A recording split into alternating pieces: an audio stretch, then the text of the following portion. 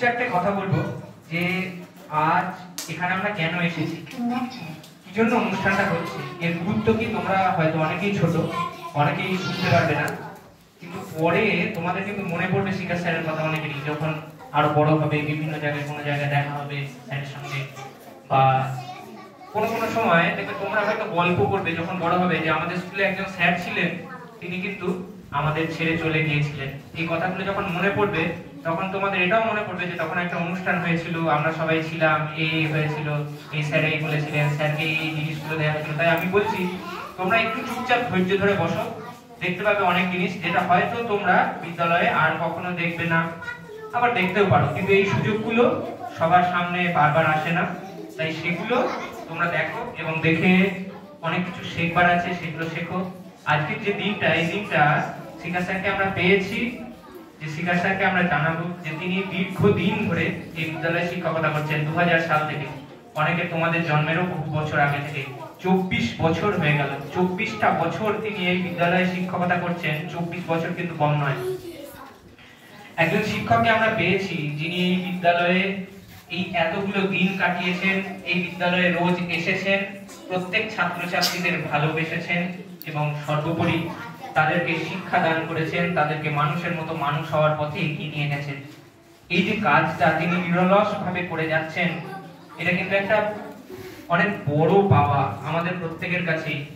এবং তিনি বর্তমানে এখানে যতজন রয়েছেন তাদের মধ্যে এই বিদ্যালয়ের সবচেয়ে সিনিয়র টিচার, অর্থাৎ সবচেয়ে বেশি অভিজ্ঞ, তিনি এখানে বেশি দিন কাটিয়েছেন।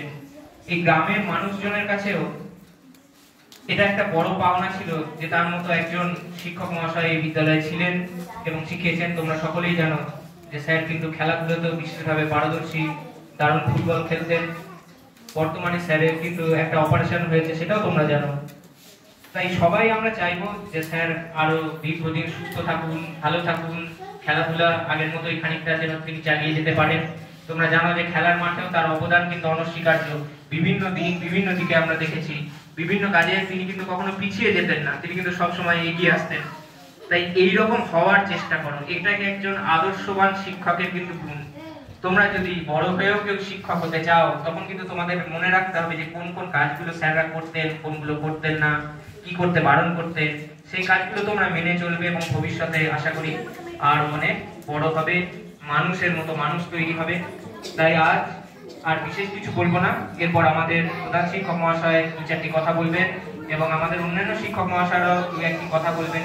আমি যখন প্রথম এই স্কুলে এসেছিলাম, সেও 10 বছর হয়ে গেল, তখন কিন্তু দেখেছিলাম এই মানুষটাকে, দেখলাম যে তিনি বিভিন্ন কাজে সবসময় এগিয়ে আসেন, তাকে বললেই তিনি কখনো না বলেন না, এই জিনিসটা আমি দেখেছি। যথাসাধ্য তিনি কিন্তু এগিয়ে এসে সেটা সমস্যাটা সমাধান করার চেষ্টা করেন। এটা হয়তো আর পাবো না, এরপরে হয়তো ফোনে দেখা হবে, কোনো সময় অন্য জায়গায় দেখা হবে, কিন্তু আমারও এটা একটা খারাপ লাগা, একটা মনের ভেতর কষ্ট, যেটা সবসময় হচ্ছে বেশ বিগত কয়েকদিন ধরে। মনটা অনেকটাই খারাপ, কিন্তু কিছু তো